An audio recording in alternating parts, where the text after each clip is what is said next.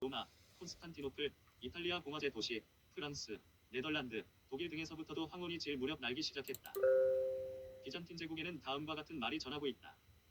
그리스인들은 예견된 파멸을 눈앞에 두자 그들의 지적 에너지를 모두 끌어모아 찬란한 마지막 불꽃을 피웠다.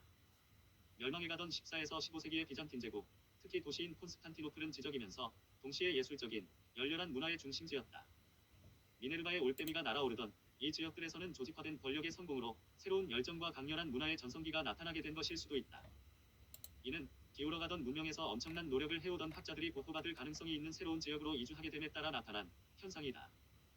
조직화된 권력의 성공은 구술 전통과 일반화에 근거한 여론을 테크놀로지와 과학이 얼마나 효과적으로 조합하는가에 달려있다. 조직화된 여론은 권력의 성공을 따르게 마련이며 외부 문화에 수용적이다. 부르크하르트는 다음과 같이 말했다. 후대 예술작품이 자유로운 분위기에서 창조되기 위해서 과거의 훌륭한 예술작품들이 소멸되어야 했는지도 모른다. 만약 15세기에 그간 잘 보존된 아주 많은 그리스 조각들과 그림들이 발견되었다면 다빈치, 라파엘로, 티치아노, 코레조 등은 단지 로마에서 전승된 작품들에 필적하는 작품을 만들면서 자신들만의 방식으로 작품을 만들어낼 수 없었을 것이다. 그리고 만약 18세기 중반 이후 나타난 언어학과 고고학적 연구의 부흥으로 과거에 사라졌던 수많은 그리스 서정시들이 갑자기 재발견되었다면 그로 인해 독일시는 꽃피우지 못하고 쇠락했을 수도 있다. 수십 년 후에 재발견된 다량의 고대 시들이 독일시와 융합되어 버렸을 수도 있겠지만 꽃을 피우는 결정적인 시기가 전성기를 다시 맞지 못했다는 점에서 회복할 수 없는 과거가 되었다. 그럼에도 고대 그리스 문화는 15세기에는 미술이, 18세기에는 시가 자극을 받으면서 소멸되지 않고 존속했다. 데이비드 휴는 다음과 같이 설명한다. 예술과 과학이 어떠한 형태로든 완벽해질 때 그 순간부터 예술과 과학은 자연적으로 혹은 필연적으로 쇠퇴한다. 예술과 과학이 번성했던 나라에서조차도 다시 부흥하지 않는다. 아마도 예술이 완벽한 상태에 있는 이웃 나라로부터 예술을 수입하려는 그 어떤 나라에도 이러한 상황은 유리하지 않을 것이다. 이는 도량이 넓은 젊은이들의 경쟁을 잠재워버리며 그들의 열정을 위축시킨다. 메소포타미아의 유프라테스와 티그리스 계곡에서는 진흙을 일상생활에서 많이 사용하다 보니 글쓰기에서 특별한 기교가 나타났으며 갈대 바늘과 같은 특별한 종류의 도구가 필요했다. 진흙 위에 쓰는 서령 문자는 집중적인 훈련과 정교한 기술이 필요했으며 오랫동안 기록을 남길 수 있었다. 사제들이 있는 사원들은 도시의 중심지가 되었다. 처음에는 주로 말이 끄는 이륜 전차로 나중에는 기병대라는 새로운 기술을 기반으로 무장하여 무력 침입을 하면서 도시국가들이 연합을 했다. 그러나 글쓰기를 집중적으로 훈련시키는 것에 기반을 둔 문화는 중앙 통제를 불안정하게 만들었으며 그 대신에 조직화된 종교가 거대한 영향력을 갖게 되었다. 무력과 종교의 영향력을 약화시키기 위해 법이 나타났다. 바빌로니아와 아시리안 제국들에서 종교의 영향력은 천문학, 점성술, 운명에 대한 믿음, 주칠일체, 그리고 육식진법 시간체계 등의 발달에서 명백하게 나타났다. 비록 이집트 제국이 커뮤니케이션을 위해 서령 문자를 사용하긴 했지만 파라오로 대표되는 무력에 의해 성공적인 제국 조직이 나타났다.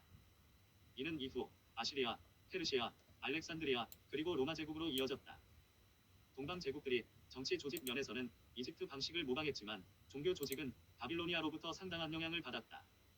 이러한 영향은 팔레스타인 주변 지역의 히브리인의 전통에서 명백하게 나타났다. 양피지와 파피루스와 같은 더욱 편리한 매체를 사용하고 더욱 효율적인 알파벳을 사용하게 되면서 히브리 예언자들은 구술 전통과 쓰기 전통을 동시에 강조했으며 이러한 점들은 유대교, 기독교와 이슬람교의 경전을 통해 유지되었다. 경전이 글로 쓰이면서 많은 사람들이 접근할 수 있었으며 바빌로니아와 아시리아 제국의 사원들의 압박에서 벗어날 수 있었다. 이집트인들은 파피루스가 풍부하고 붓을 사용했기 때문에 정교한 글쓰기 체계를 마련한 반면에 진흙과 바늘에 대한 의존성이 강한 바빌로니아인들은 경제적인 문자 체계를 발달시켰다. 생족 사람들은 수메르의 글쓰기 체계를 차용하긴 했지만 그들의 언어를 유지했으며 순차적으로 이집트인들과의 접촉을 통해 글쓰기 체계를 발달시켰다. 커뮤니케이션과 지중해, 무역에 관심이 많았던 생족 변방의 페니키아인들은 소리와는 무관한 자음 형태의 알파벳을 발전시켰다. 그리스인들은 알파벳을 받아들여 새로운 형태의 단어들을 만들어 유연한 구술 전통의 요구에 적합한 유연한 문자를 발전시켰다. 구술 전통의 전성기는 파나테나이아제에서 있었던 일리아드와 오디세이 공개 낭송을 위한 규정에서 그리고 기원전 500년 이후 나타난 비극의 탄생에서도 보인다. 그리스 문명에 지속적으로 지대한 관심을 가진 수많은 학자들은 문화적 개화기를 가능하게 한 많은 요인들을 제시해왔다. 이오니아 문화는 초기의 윤택한 미노스 문명과 활발한 경쟁 관계를 통해 문화를 발전시켰으며 강력한 구술 문화의 출현을 가능하게 했다. 이러한 전통은 지중해, 맞은편 지역에 구축된 쓰기 전통 수단들을 흡수하고 발달시켰다. 토인비는 바다나 호수를 가로지르는 이동의 한계와 문화 차용이 가진 한계점의 중요성을 강조했다. 쓰기 전통에서 개선된 알파벳은 세밀한 차이와 숨겨진 의미를 표현할 수 있게 해주었다. 기원전 670년 이집트의 항구가 그리스에 개방되고 기원전 650년 이집트 북부 나우크라티스 지역이 건설되면서 그리스인들은 파피루스를 더 쉽게 구할 수 있게 되었다. 값싼 파피루스의 보급으로 기원전 7세기에 그리스에서 서정시가 쏟아져 나올 수 있었다. 베르너 예거는 도시국가와 법에서 산문 형식의 중요성을 지적했다. 글쓰기 전통이 확고하게 자리를 잡기 이전에 아테네의 입법가인 드라콘과 솔론, 그리고 정치가인 클레이스테네스의 이름으로 행해진 주요 개혁들에서는 법의 유연성이 가능하였다. 글로 쓰인 법 규정은 획일성, 공정성, 법에 대한 믿음을 내포할 뿐만 아니라 엄격성, 그리고 혁명과 같은 극단적 변화의 필요성 등을 함축하고 있었다. 끊임없이 행해지는 권력의 이동을 용이하게 하는 그 어떠한 효과적인 장치도 개발되지 않았기 때문에 현재 러시아가 그러하듯이 추방제도가 필수였다. 법의 공정성을 교묘하게 피하기 위해 다른 나라로 도망친 사람들을 처벌하는 것에 대한 관심이 약화되었다. 솔로는 일반 사람들의 요구에 부응하여 법원을 제도화해 구술 전통의 요구를 반영했다. 클레이스테네스는 모든 시민에게 나란 일에 참여할 수 있는 참정권을 부여함으로써 시민들이 결정적인 역할을 하게 했다. 정치 과학이 점차 실용과학의 정점이 되었으며 정치적 자유는 경제적인 자유에 의해 수반되었는데 특히 기원전 700년 이후 동전이 보급되면서 시작되었다. 미라보의 말을 인용한다면 인간 정신의 위대한 두 가지 발견은 글쓰기와 돈이다. 글쓰기는 지능의 공통 언어이고 돈은 사리사욕 추구를 위한 보편적 언어이기 때문이다. 중앙 집권화된 동쪽 제국들이 페르시아를 거쳐 침략해오면서 이전의 여러 문명으로부터 최고 수준의 문화유산을 물려받은 이오니아인들은 밀레투스로부터 아테네로 옮겨서 과학과 철학에 대한 관심을 고조시켰다. 이오니아인들은 보편적인 법 원칙의 훌륭한 개념들을 발전시켰으며 신학에서 과학을 분리시키고 그리스인들을 종교의 횡포에서 벗어나게 했다. 자아는 외부의 대상에서 분리되었다. 자아와 외부 대상이 분리되면서 음악과 기하학에 대한 지대한 관심으로 인해 한계점들이 나타났다. 즉 형태와 측정, 비율과 숫자에 대한 관심으로 인해 사물들 사이의 관계 자체들이 무시되었다. 하지만 사물들 간의 관계에 대한 무관심에도 불구하고 원자론과 과학에 대해서는 지속적으로 흥미를 유지했으며 이를 통해 유럽인들은 동양의 정형화된 양식에서 벗어나 그들의 길을 개척했다. 기원전 404에서 403년 아테네에서 채택된 이오니아 글자는 글쓰기의 표준화에 대한 도시의 요구가 있었음을 시사한다. 산문은 4세기 중반 완벽한 틀을 갖추게 되었으며 그리스의 철학자인 플라톤은 시인을 배제하고 자신의 글을 통해 산문의 우월성을 지지했다. 기원전 454년 아테네가 그리스 연방국가의 중심지가 되면서 법의 융통성이 더 커지는 길이 열렸다. 특히 기원전 420에서 320년까지 산문을 형상시키기 위한 연설가들의 노력은 주목할 만하다. 기원전 430년에 독서층이 아테네를 중심으로 등장했으며 그리스의 역사가인 헤로도토스는 내용을 암기하는 낭송 형태보다는 책 형태의 중요성에 관심을 돌렸다. 글쓰기가 확산됨에 따라 그리스에서는 신화가 성장하기에 불리한 여건이 조성되면서 그리스 사람들은 그들의 신에 회의적인 태도를 갖게 되었다. 밀레토스 지역의 그리스 역사가인 헤카타이오스는 나는 진실이라고 확인될 때 글을 쓴다. 왜냐하면 그리스의 전통은 내가 보기에 너무 다양하고 터무니없어 보이기 때문이다라고 말했다. 그리고 크세노파네스는 만약 소나 말이 머리가 있어서 조각상을 그리고 만들 수 있다면 말은 말과 같고 소는 소와 같은 여러 신이 형상을 재현할 것이다라고 말할 수 있었다. 다양한 세속적인 문학이 빠르게 다량으로 확산되면서 조직화된 성직자들과 의식을 견제하기 시작했다. 소크라테스는 자연과학의 물질적인 추세에 반대하면서 사물의 근원을 연구하는 것에서 목적을 연구하는 것으로 이행했다. 인류의 삶에 관심을 집중하면서 그는 영혼을 발견했다. 완벽하게 영혼을 지배하는 것은 바로 자신을 통제하는 것을 의미한다. 덕은 지식이다.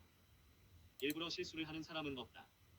아테네의 멸망과 소크라테스의 죽음 이후 플라톤은 국가에 관한 관심을 접었다. 소크라테스가 의학의 발전에 상당히 영향을 받았던 것과는 달리 플라톤은 실험 과학을 거의 외면했다. 도시국가 및 도시국가와 밀접한 종교의 몰락으로 개인의 의식을 강조하는 개인주의가 나타났다. 그 결과 복잡성, 다양성, 그리고 완벽함이 광범한 문화적 성과에서 분명하게 드러났다. 구술 전통의 중요성은 의회의 입지, 민주주의의 부흥, 연극, 플라톤의 대화, 그리고 그리스의 역사가인 투키디데스의 저서에 나와 있는 페리클레스의 장례식 연설 등에서 확인할 수 있다. 헤겔은 페리클레스에 관해 다음과 같이 서술했다. 인간을 위한 모든 것들 중 가장 훌륭한 것은 자신들의 의지를 갖고 있는 사람을 다스리는 인간의 의지다. 그리스는 유럽 문학에서 확실히 그들만의 독창적인 문학을 만들어냈다. 서사시와 서정시는 연극을 뒷받침해 주었다. 민주주의는 아리스토파네스의 희극을 가능하게 했다. 시와 연극은 당시 사회에서 집단적으로 원하지 않은 것들을 제거하는 정화 효과를 발휘했다. 그러나 연극 예술이 쇠퇴하면서 웅변과 수사학은 개인의 영향력이 반영되기 시작했다. 구술 전통은 기업과 훈련을 강조했다. 그러나 우리에게는 글쓰기와 인쇄된 글자에 의해 어렴풋이 드러나는 것을 제외하고는 대화와 구술 전통의 역사가 없다. 연극은 구술 전통의 위력을 반영하는 것이었지만 그리스와 잉글랜드에서 연극이 융성했던 것이 아주 짧은 기간 동안이었다는 것은 연극의 전통이 오랫동안 지속되기가 어렵다는 것을 알 수 있다. 단순하고 융통성 있는 알파벳과 더불어 글쓰기나 읽기의 확대로 논리가 강조되었으며 결과적으로 보편적인 합의가 나타났다. 글쓰기의 확대로 글을 쓰는 능력을 검증할 수 있는 저변이 넓어졌다. 글쓰기가 일종의 지적 능력을 검증하는 형태가 되면서 그리스에서는 봉건적 계층 구조가 약화되었다. 글쓰기의 시대는 기본적으로 이기주의의 시대였다. 글쓰기 기법을 습득하는데 에너지를 소모하다 보면 글쓰기 기법에 함축되어 있는 의미를 고려할 가능성이 적어진다. 구술 전통이 활성화되는 것은 융통성 있는 문명에는 안성맞춤이지만 효과적 정치 통합을 위해 훈련이 필요한 문명에는 적합하지 않았다. 도시국가가 국가 간의 외교 문제를 해결하기에는 적합하지 않다는 것이 입증되었다. 알렉산더 대왕의 능수능란한 정복에서 그리스 문명의 우월함이 만천하에 드러났지만 그리스의 도시 국가들은 마케도니아의 월등한 권력에 무릎을 꿇게 되었다. 그리스의 중무장 보병들이나 해군들은 후방에서 공격한 기병대와 경무장 보병대의 맞수가 될 수 없었다. 최초로 강력한 타격을 가하는 커다란 해머의 테크놀로지를 이용하여 마케도니아인들은 그들의 무력과 고유 언어로 그리스의 지식 독점을 약화시켰다. 알렉산더가 건국한 제국과 다수의 헬레니즘 왕국들은 지중해의 문화 중심지로서 알렉산드리아식의 조직을 선호했다. 반면 아리스토텔레스는 도시국가와 알렉산드리아 제국 간의 차이를 연결시켜 주는 역할을 했다. 아리스토텔레스는 플라톤의 이원론을 부정했으며 대신 정신의 우위를 강조하였다. 아리스토텔레스는 구술에 의한 교육에서 독서의 습관으로의 이행을 강조하였다. 글쓰기의 강조로 인해 플라톤이 주장한 영원불멸의 미결정성이 더 이상 가능하지 않게 되었다. 가르침을 통해 알게 된 법이 단단한 법인 것처럼 가르침만으로 배운 철학 또한 단단한 철학이라 하겠다. 플라톤은 그의 저서에서 구술 전통과 글쓰기 전통을 혼합시켜 서구의 역사를 지배할 수 있었다. 심리학에 대한 아리스토텔레스의 관심은 딜레탕트, 맛, 경외, 수집권, 그리고 대형 도서관 등을 가능하게 하는 변화를 반영했다. 제국의 중심으로서 알렉산드리아는 도서관과 박물관에서 글쓰기 전통을 중요시했다. 학자들은 사라진 문명 유산의 보존과 해석에 점차 깊은 관심을 가지게 되었다. 미네르바의 올빼미는 자신의 날개를 한껏 펼쳤다.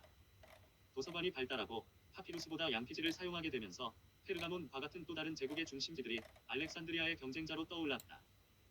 따라서 훌륭한 책이 거대 한학으로 여겨지는 시기가 도래했다. 책들은 이미 당시 존재하고 있는 모든 책을 읽는 사람들을 위해 집필되었으며 책을 읽지 않은 사람들에게는 매우 어려운 것이었다. 문학은 성과 분리되었다.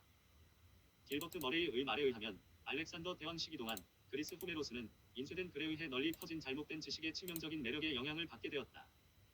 알렉산드리아는 과학과 철학 사이의 연결고리를 끊어버렸다. 도서관은 이집트 사제의 영향력을 무마시키기 위한 제국의 도구였다. 수학에서 그리스인들의 업적이 자리를 굳건하게 잡았으며 위대한 생물학자로서의 아리스토텔레스의 학문 활동이 널리 퍼지게 되었다. 간소화된 알파벳을 이용한 글쓰기는 구술 전통이 지닌 관습적인 영향력을 견제했지만 표현력이 쇠퇴하였다. 더불어 글쓰기는 독자들과 이후 작가들의 생각에 영향을 끼치는 수로가 되었다. 반면 파피루스는 다루기 힘들고 내구성이 부족해 계속해서 수정 보완 작업이 필요하였다. 이로 인해 국가 차원에서 도서관이 체계적으로 자리 잡힐 때까지 글쓰기의 영향력이 상당히 제한되었다. 그리스는 구술 전통의 강력한 장점을 갖고 있었으며 단일 언어를 강조했다. 그리스는 유럽인들의 강력한 가부장적 구조를 갖고 있었다.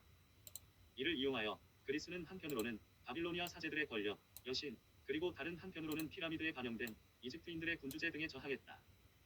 그리스인들이 초기 문화를 흡수하고 그것을 그들의 언어로 채택한 것과 같이 라틴어를 사용하던 로마인들도 에트루리아 문화를 흡수했다. 다른 나라의 문명을 소화할 수 있는 언어의 능력은 그리스, 로마, 그리고 영국 등의 역사에서 상당한 의미가 있었다. 일찍부터 발달된 문화를 접촉하면서도 그 문화에 정복당하지 않았기 때문에 발달된 문화의 미묘한 특징에서 벗어날 수 있었다. 이러한 특징들로 인해 그리스에서는 종교보다는 과학과 철학의 발전이 촉진되었다. 한편 그리스 문명은 모든 것을 통합하여 접근하고자 했으나 로마는 과학을 배제하고 수사학을 흡수했다. 동방의 페르시아와 아라비아 문학은 그리스 문학의 영향력을 배척했으나 과학은 받아들였다. 언어의 편재성은 권력을 동원하는 데 강력한 요인이 되었는데 특히 모든 계층을 가로질러 의견을 확산하는 도구 역할을 하였다. 커다란 몇 차례의 침입에 노출된 언어가 점차 유연성을 갖게 되면서 계급 간 이동이 가능해졌으며 과학 기술 확산에 도움이 되는 등 빠른 적응력을 보여주었다. 기원전 146년 로마군을 바탕으로 로마 공화국은 아프리카 북부의 카르타고와 그리스의 코린트 지역에 이르기까지 영토를 확장하였지만 헬레니즘 문화가 로마로 스며들기 시작했다. 로마가 이집트를 점령하게 되면서 동방 세계의 영향력이 로마에 침투할 수 있는 여건이 더욱 확보되었다. 알렉산드리아에서 수집되고 수정되기도 한 그리스 문학은 로마에 영향을 주었다. 로마인들의 문학은 내적으로 완벽하고 극단적으로 고립되어 있던 그리스 문학에 의해 압도당했다. 그리스 언어는 교육을 통해서만 습득 가능한 언어가 되었으며 라틴 문화의 가능성을 축소시켰다. 또한 파피루스의 공급이 용이해져 도서관과 행정부가 발달했다.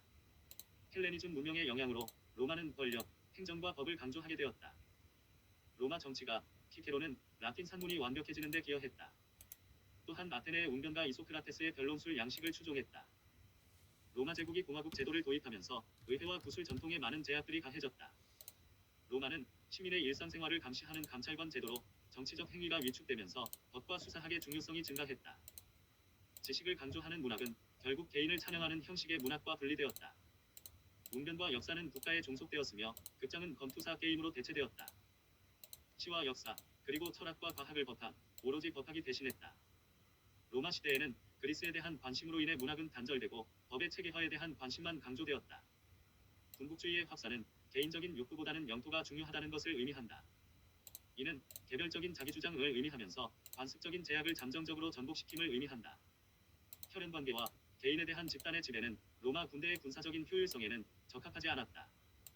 다른 도시국가와 대조적으로 권력의 욕구를 억제하는 수단으로 로마 제국에서는 성문화된 법안이 필요했다. 특히 공화국과 의회의 몰락, 그리고 입법부와 행정부로부터의 사법부 독립은 체계화된 법의 발달로 특징지어지는데 이를 통해 전문적이며 법적인 계층이 출현했으며 이는 가부장의 권력을 약화시켰다. 권력과 법 역시 가부장적 체계를 약화시켰다. 이로 인해 가족 관계는 인위적으로 만들어졌으며 이러한 변화에 대해 레이는 내 생각에 인류가 이처럼 아주 깊게 신세를 진 것은 아무것도 없었다라고 글을 썼다. 법률상의 의무는 종교적인 의무와 분리되었다.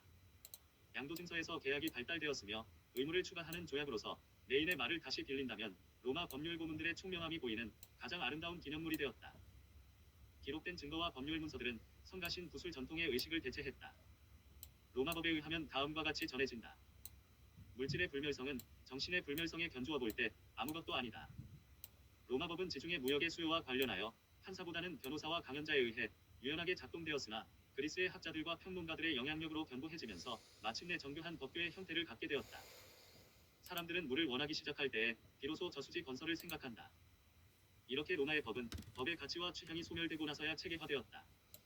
파피루스와 두루마리는 로마법이 집대성되어 체계화될 수 있는 가능성을 제한했다. 법이 점점 더 엄격해지고 절대적 황제의 출현으로 인한 동방국가의 영향력이 커지면서 동방의 종교들이 침투할 길이 열리게 되었다. 아리스토텔레스가 말한 정치적 동물이 알렉산더 개인으로 현실화되었다. 로마 건축이나 도로, 로마법은 사람들의 주목을 끌었으며 사람들이 용이하게 접근할 수 있게 함으로써 로마의 권위를 향상시켰다. 알렉산드리아의 과학과 학습의 전통은 그리스 고전에 대한 학습뿐만 아니라 히브리어 경전, 즉 구약 성서에 대한 번역과 학습을 의미했다. 히브리어 문학은 한 민족에서 나왔는데 그 민족은 동양 제국의 군대에 의해 짓밟히고 포로가 된 기간 동안 특히 페르시아 종교의 영향을 받으면서 악마와 불멸의 개념을 갖게 되었다. 법률과 예언자들에 대한 내용이 성서에 포함되었고 유일 신교의 영향력 아래에서 글쓰기가 신성시되었다. 글로 쓰인 성서는 유일 신교와 교리 그리고 사제들을 전제로 한 것이었다. 드빈시는 책으로 문자화되지 않았다는 것은 교리가 없다는 의미이고 교리가 없으니까 책으로 문자화할 내용이 없다고 했다. 이르도 문화는 하느님에 대한 감사나 고해성사의 행위가 없는 문화였다. 다신교 문화로서 그리스와 로마는 제국을 추구했다. 성경은 제국에는 적합하지 않았다. 그리스 철학은 학생들을 가르치는 교사들에 의해 전달되었고 동양의 종교는 성직자와 예언자들에 의해 옹호되었다. 여호와께서 다음과 같이 말씀하신다. 스토아 학파의 시조 제노는 동방의 종교 분위기를 그리스 철학에 도입했고 로마법이 스토이시즘을 반영하면서 그 영향력이 드러났다. 유대인들의 망명과 그리스의 몰락이 기독교와 스토아 학파의 출현을 가능하게 했다. 모든 위대한 관념론은 유물론 패배의 토양에서 비롯되어 나타난다. 로마 제국과 로마법의 발전은 폴리스와 도시국가가 붕괴한 후에 나타난 개인주의와 세계주의에 부응하기 위한 체계적인 기관들의 필요성을 반영한다. 로마 제국은 다양한 종교적 분파가 연합체의 형태로 풍요롭게 성장하면서 확산되는 길을 열어주었다. 따라서 종교의 조직화는 그리스 문명에 내재했던 일체감을 방해하는 방향으로 나타났다. 히브리어와 같이 상대적으로 경직된 알파벳 문자 체계와 제한된 커뮤니케이션 시설로 인해 고도의 훈련을 받은 소규모 집단과 특별한 계층들만이 교육을 받을 수 있었다. 이와 같은 소규모 집단과 특별한 계층들의 영향이 구약 성서의 문학적 성과에서도 명백히 나타났다. 그러나 구술 언어의 변화에 효과적으로 대처하지 못하면서 위험 요소들이 노정되기 시작했다. 사람들은 아람어를 사용했고 히브리어는 특별한 노력을 들여야만 배울 수 있는 언어가 되었다. 기독교는 그리스 구어에 호소할 필요가 있어서 유대인의 하나의 종파가 될 수 있는 운명에서 벗어났다. 그것은 글로 쓰이긴 했으나 나는 당신에게 말로 전한다. 신약성서는 그리스 구어체로 쓰였다. 기독교는 새로운 기술과 새로운 물질의 장점을 잘 활용했다. 양피지의 필사본 이 두루마리 형태의 파피루스를 대체했다. 양피지 필사본은 보다 작고 오랫동안 보관할 수 있으며 찾으려는 것들을 쉽게 찾아볼 수 있었다. 네개 복음서와 사도행전을 위해서는 별개의 4개 두루마리가 필요했으나 이제는 하나의 양피지 필사본으로 충분히 기록할 수 있게 되었다. 무엇을 찾는 데 편리하다는 특성으로 법률과 성경에서 양피지 필사본의 입지가 더욱 강화되었다. 또한 양피지 필사본이 오래 보관할 수 있고 참고하기가 수월하다는 점에서 책의 크기가 커지고 책의 지위가 높아졌다. 사람들과 함께 큰 소리로 읽혀진 시와 산문은 3에서 4세기경 쇠퇴했으며 입술을 움직일 필요가 없는 책을 읽는 행위의 멋과 방식이 나타나게 되었다. 고대 세계는 소리에 대해 고민했지만 현대 세계는 생각에 대해 고민하게 되었다. 이기주의가 집단에 대한 관심을 대체했다. 서기 125년에 발견된 그리스의 일반어로 쓰인 강력하고 논리적인 팸플릿의 형태로 집대성된 복음서가 신약성서의 기본으로 자리를 잡았고 구약성서와 함께 커다란 책이 되면서 학문적 관심을 지배적으로 받았다. 북방 지역 이방인들의 압력으로 로마 제국은 로마가 아닌 더욱 안전한 수도를 찾았으며 서기 330년 콘스탄티노플로 이동한 후 이곳은 410년 로마 제국의 몰락 이전까지 수도 기능을 했다. 수도가 이전되어 궁전이 법을 제정하는 중심으로부터 단절되면서 새로운 지지 기반으로서 체계화된 종교에 의지하게 되었다. 구약성서, 신약성서와 같은 책을 근거로 하는 기독교는 미트라교와 같은 여러 종교들을 흡수하거나 배척하면서 국가와 협조 체계를 형성했다. 동방에서는 이집트, 바빌로니아, 아시리아, 그리고 페르시아에서 동양적 개념의 제국이 발달했다. 서방에서는 법률이 기독교의 영향력을 약화시킨 반면 동로마 제국의 황제였던 유스티니아누스의 법전이 만들어진 이후 동방의 국가들에서는 특히 절대적 군주의 영향력이 완화되었다. 레인의 말을 다시 인용하면 정확하게 말하자면 콘스탄티노플의 기초가 생성되고 이후 서로마 제국이 동로마 제국에서 분리된 것이 철학의 역사에서 신기원이 될 수 있었던 것은 법학의 영향력이 강력해졌기 때문이다. 또한 근대인들의 지적 욕구를 불러일으킨 주제들 중 물리학을 제외하고 로마 법학을 통해 여과되지 않은 것은 거의 없었다. 라고 했다. 그리스의 형이상학 학문에는 미치지 못하지만 라틴어는 법을 과감하게 수용했다. 자유의지와 필연성의 문제가 로마법과 더불어 나타났다. 로마 제국은 그리스어와 라틴어의 분열이 가져올 수 있는 효과를 파악하는 데 실패했다. 콘스탄티노플로 수도를 옮겨 더 이상 그리스 문화를 흡수할 수 없게 되었다. 그럼에도 그리스어와 문화의 견고함으로 인해 1453년까지 비잔틴 제국이 존속되었다. 즉 콘스탄티노플에서 라틴어가 겪었던 것처럼 그리스어는 일반어의 압박으로 로마에서 사라지게 되었다. 알파벳은 너무나 유연했기 때문에 일반어에 쉽게 적응할 수 있음이 증명되었다. 언어가 권력보다 강하다는 것이 증명되었다. 더불어 서구 역사는 부분적으로 권력이 언어에 적응해왔던 역사라 하겠다. 그리스 문명의 풍부함, 즉 비잔틴 제국을 특징짓는 종교와 법, 그리고 황제 사이의 균형으로 그리스 문명은 권력이 작동하면서 나타나는 새로운 발전들에 의해 나타나는 결과들을 극복할 수 있었다. 반면 윌리엄 리즈웨이는 무장한 군인들을 수송할 수 있을 만큼 튼튼한 동물을 육성하기 위해 가벼운 리비아 말과 다부진 아시아 말을 교배하는 것이 중요하다고 강조했으며 더불어 이를 통해 기병대를 발전시킬 수 있다고 강조했다. 찰스 오만은 서기 378년 아드리아노플에서 황제 발렌스의 패배, 보트족의 중무장한 기병대에 의한 동로마 제국의 패배, 보트족을 흡수한 동로마의 군대 재편성, 이를 통한 야만인 축출, 그에 따른 야만인들의 서진과 서로마 멸망 등을 묘사했다. 페르시아 제국에서와 같이 로마 제국에서도 도로 의존성으로 인해 행정이 용이하게 수행될 수 있었으며 동시에 적군이 쉽게 침략할 수 있었다. 그러나 서로마에서는 야만인의 침략에도 불구하고 로마 제국의 위계 질서가 바로 교회의 위계 질서가 되었다. 동로마 제국에서 군주의 지위는 서방에서 교황의 통제에 있던 군주의 지위와 상당히 유사했다. 서로마에서는 교황의 지위에 이어서 정치적 분할이 나타난 반면에 동방에서는 황제의 지위와 국가에 대한 그의 통치력 이후에 종교적 분할과 이단 종교가 나타났다. 지역주의로 인해 이교도들이 영향력을 갖게 되면서 이집트와 비잔틴 제국의 많은 지역들이 이슬람교도에게 넘어간 상황에서 동방교회에 불리는 정치 권력을 약화시켰다. 성문화된 경전 코란의 바탕을 둔 새로운 종교에 대한 열광과 함께 일부 다처제 허용, 귀족계 살던 사람들에게 제공한 새로운 땅에다가 기독교의 분열까지 더해지면서 이슬람교는 동방에서 서방에 이르기까지 세력을 넓혔다. 서기 677년 콘스탄티노플에서 패배한 이슬람교 추종자들은 서기 732년 프랑스 왕국의 지배자인 샤를 마르텔에게 격퇴당할 때까지 서방 지역을 집요하게 공격했다.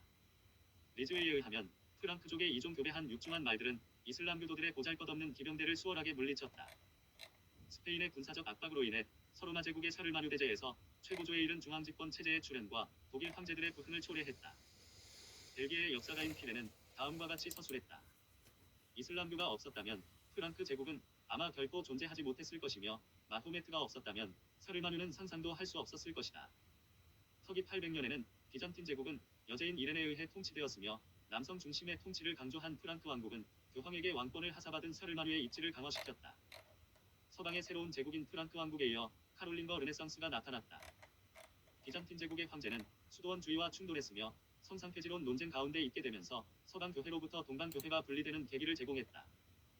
프랑크 왕국에서는 수도원에 대한 제재가 약했기 때문에 수도사들의 독신주의가 강화되었으며 교회에서 라틴어의 영향이 증대되었다. 반면 비잔틴 제국에서는 수도원이 정치의 지배하에 있었다. 따라서 서방 세계에서는 정치적인 역사가 현재까지도 교회와 국가의 갈등에 의해 강력하게 영향을 받을 정도로 수도원의 지위가 높아졌다. 서방 세계에서 수도원의 권력은 지식의 독점으로 더욱 강해졌는데 이는 이슬람교에 의해 이집트로부터의 파피루스 종이 공급이 중단되었기 때문이다. 피레는 다음과 같이 말했다. 지중해는 로마의 호수였으나 지금은 거의 무슬림의 호수가 되었다. 비잔틴 제국에서 서기 529년 유스티니아누스 황제는 아테네의 아카데미아를 폐쇄하고 학습을 위한 새로운 중심을 콘스탄티노플에 설립했다. 반면 서방 세계에서는 이탈리아에서 시작된 수도원 중심 학문의 강력한 영향력으로 말미암아 고전 연구에 대한 관심이 좌절되었다. 수도승들은 성서와 신부들의 저수를 강조했다. 고전은 성서로 대체되었다.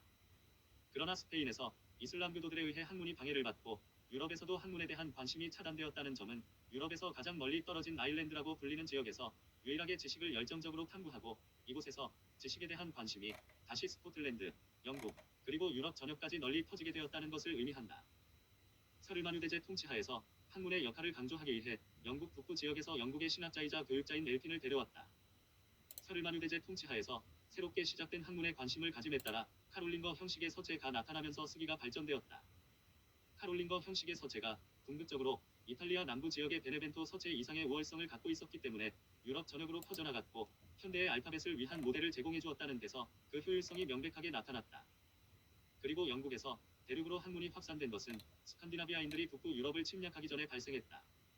또한 스칸디나비아인들이 북쪽을 침범하면서 압력을 받게 되자 서기 911년 노르망디 공국이 출현했으며 유럽의 방어선이 재편되었다. 11세기의 바이킹과 마자르인들이 침략하면서 기병대와 봉건시대의 기사들이 자신들의 영향력을 최고로 발휘하였다. 반면 바이킹의 후손인 노르만족이 프랑스 땅에 세운 노르망디 공국에서는 프랑스어를, 영국에서는 영어를 채택하는 등 정복당한 이들의 언어가 정복자들의 언어를 정복하는 것만 보아도 언어의 문화적 강인함을 확인할 수 있다. 유럽에서는 군사가 재편성되면서 교황이 월등한 지위를 갖게 되었고 서기 1054년의 동서양 교회의 분할에 이어 십자군 전쟁이 나타났으며 노르만족이 1061년 아플리아와 시칠리아를 정복하고 이어서 1066년에는 영국을 정복하고 그리고 무어인들이 스페인에서 쫓겨났다. 서방 세계의 에너지는 성지에서 이슬람교도들을 배척하고 비잔틴 제국의 분리파 교회와 맞서는 데 집중되었다. 1204년 콘스탄티노플 함락은 동로마 제국 멸망의 시작을 알리는 것이었다. 특히 이슬람교 확산 이후 파피루스 사용이 감소하면서 양피지 사용의 필요성이 나타났다. 로마법이든 히브리어 경전이든 양피지, 코덱스는 대형 책에 적합했다. 비잔틴 제국에서는 지속적으로 로마법의 체계화 작업이 착수되었다. 황제 교황주의와 성상 타파 논쟁은 교회에 대한 황제의 지배를 의미했다. 서방 세계에서 야만인들의 법은 개인적인 성향이 강했으며 교회는 하느님의 말씀을 기록한 글과 성경을 강조했다. 그리스 사람들에게 지식은 미덕이며 특히 우리가 아무것도 모른다는 것을 아는 것인 반면 히브리 예언자들에게는 아마도 이집트와 바빌로니아의 필경사들에 의한 지식의 독점에 대항하는데 지식은 악이었을 것이다. 서구 세계에서는 성경의 권위와 하나님의 말씀을 글로 쓰는 것의 권위를 강조하기 위해서 의식과 우화적인 글쓰기를 보완적으로 사용했다. 고전 시의 음보는 억양과 가군으로 대체되었으며 글을 읽는 행위는 신의 권위에 복종하는 것을 의미했다. 하지만 오래전에 그리스 문화가 페르시아와 남부의 아랍 문명에 의해 부분적으로 걸러지면서 스페인, 시칠리아, 그리고 유럽으로 전달되었다. 이러한 과정은 중국에서 온 종이라 불린 새로운 매체에 의해 빠르게 진행되었다. 2세기 초반 중국에서 진물을 이용한 종이 생산 과정의 발명과 그림에서 사용되던 붓이 글쓰기에 도입되고 램프 그을음으로 인한 잉크의 발견은 서술 전통의 시작과 지식 계층의 출현을 두드러지게 했다. 그러나 중국에서 대부분의 글자가 소리를 나타내는 문자임에도 그림 문자는 그 명맥을 유지했다. 놀라울 정도로 능숙한 기술이 발견되면서 약 1500개라는 한정된 수의 글자임에도 다양한 부어를 기록하는 매체 역할을 수행할 수 있었다. 하지만 복잡한 한자의 특징 때문에 지식 계층의 중요성이 강조되었고 여론의 영향도 제한적으로만 받게 되었으며 정치 제도와 종교 제도도 오랫동안 지속되었다. 유교와 고전을 중요하게 여기고 글쓰기를 숭배하는 전통으로 인해 정확한 복제를 위한 장치가 발명되었다. 따라서 일반 사람들을 돌보지 않고 방치해 불교가 확산되었고 특히 부적과 같이 다른 복제 시스템이 발달되었다. 불교는 인도 지방에서 전파되었다. 인도에서는 상류층에서도 글쓰기 전통 대신 구술 전통이 번성했는데 이는 특이하게도 글을 모르는 사람들의 요구에 부응하기 위한 것이었다. 반면 인쇄는 일반 사람들에게 불교를 전파하려는 불교의 욕구와 십자층의 문학이라고 하는 고전 문학에 큰 관심을 지닌 유교의 욕구에서 비롯되었다. 글자의 복잡성으로 인해 목판 인쇄술이 발달했고 고전 작품들을 복사하는 데 국가가 커다란 역할을 했다. 서기 868년에 최초로 책이 인쇄되었다. 백성의 의견을 심각하게 제약하면서 오랫동안 다양한 왕조가 쇠하고 흥하는 혼란이 있었고 몽고에게 정복당하기도 했다. 그럼에도 중국의 구술 전통은 끈질기게 살아남아 중국의 제도와 학자들에게 큰 힘을 실어주었다. 이슬람교의 확산과 751년 아랍인들의 투르키스탄 지역 점령 이후로 서방 지역의 종이가 소개되었다. 종이는 바그다드에서 제조되었으며 종이가 서방 세계에 도입되는 시기는 786년에서 809년까지 통치한 하룬 알 라시드 왕의 문학 융성기와 때를 같이 했다. 이집트에서 종이는 9세기 중반에 사용되었으며 10세기에 빠르게 확산되었지만 11세기에 급작스럽게 쇠퇴했고 12세기에는 스페인, 13세기에는 이탈리아에서 생산되었다. 14세기 말 무렵 이탈리아에서 종이 가격은 양피지 종이 가격의 6분의 1로 하락했다. 저렴한 남아 성분의 오래된 천 이 종이의 주요 원료였다. 켈리 할람의 말에 의하면 종이는 인류에게 매우 중요한 혁명이었다. 종이가 없었다면 아마도 사람들이 글쓰기의 예술을 그리 많이 연습하고 배우지 않았을 수도 있으며 인쇄의 발명이 인류에게 그리 도움이 되지도 않았을 것이다. 종이는 사람들의 생각을 전달하는 매우 값비싸고 오래된 물질을 보편적인 물질로 대체하면서 인류 지성의 업적을 용이하게 확산시켰다.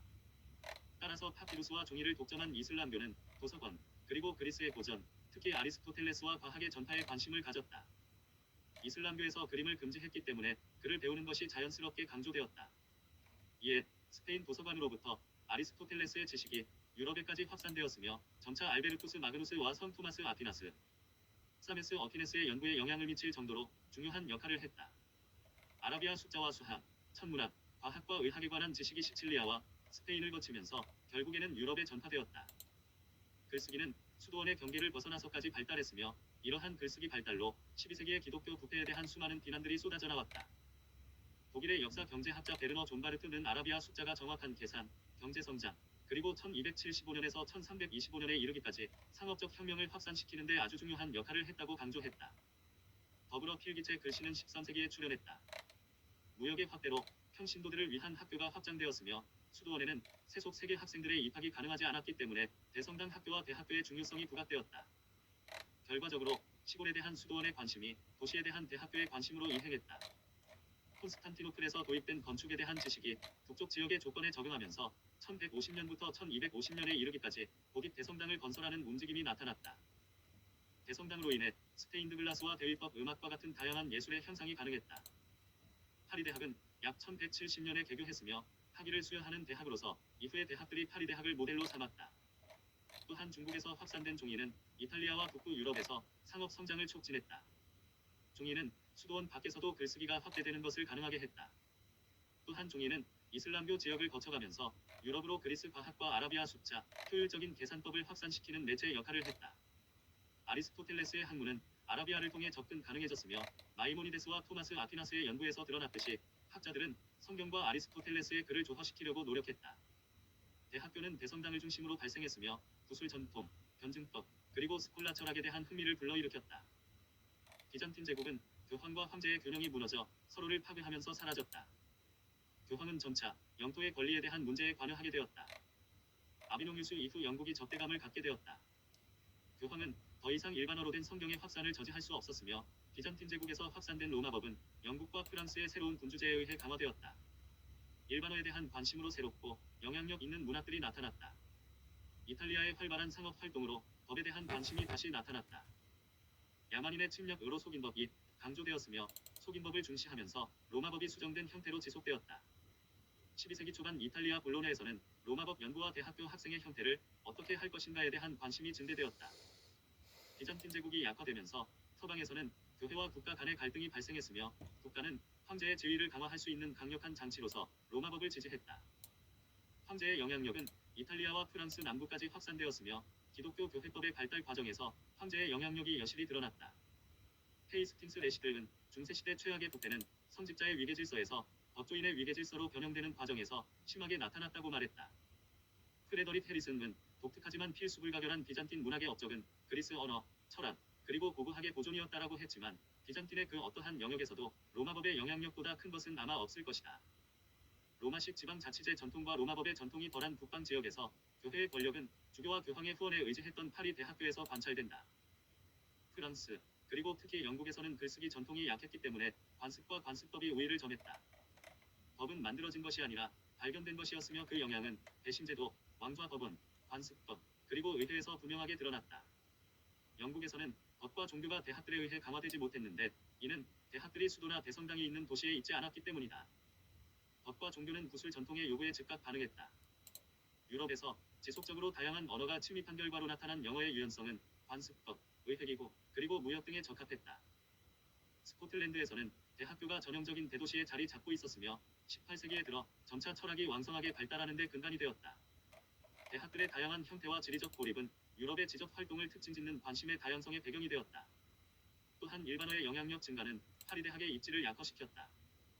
반면 옥스퍼드에 있는 프란체스코회 회원은 파리에서 도미니크 회가 아리스토텔레스에 관심을 가졌던 것과는 대조적으로 플라톤에 관심을 가졌다. 교회위원회가 더 이상 그 효력을 발휘하지 않으면서 자연스럽게 교황 군주제가 더욱 강력해졌다. 종교 영역에서 독신주의가 높게 평가되면서 권력이 로마로 집중되었다. 그럼으로써 세습으로 이루어져 왔던 기독교 왕조가 구축되지 않았으며 지적 능력을 계속적으로 강조하는 분위기가 형성되었다.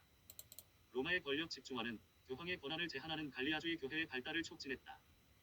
유럽에서는 상업, 도시, 그리고 대학의 부흥으로 교육을 누가 관장하는가를 두고 수도원과 세속적인 성직자들 사이의 갈등은 물론 그리고 교회와 국가 사이의 대립이 나타났다.